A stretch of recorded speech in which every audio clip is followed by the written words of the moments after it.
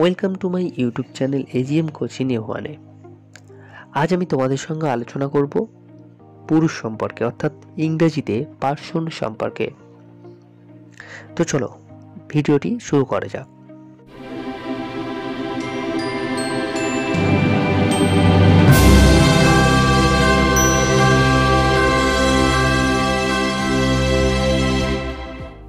এর আগের অনেক ভিডিওতে আমি আলোচনা করেছি sentence, word, alphabet, number, classification of number, classification of noun, part of speech, বিভিন্ন রকম ইংরেজির বেসিক ইংলিশ নিয়ে।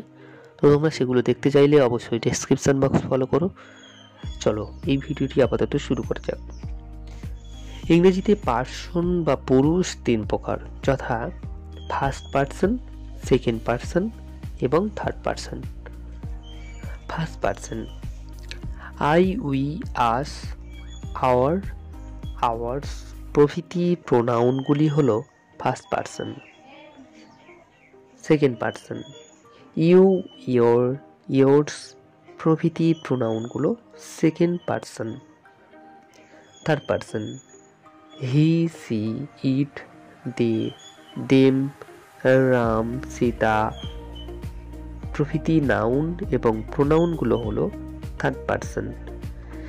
যে কোনো নাউনের এক বচন অর্থাৎ সিঙ্গুলার নাম্বারই থার্ড পার্সন।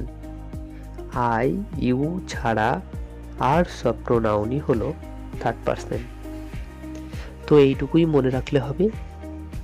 তো থ্যাংক ইউ বন্ধুরা, ভিডিওটি কেমন লাগলো জানিও।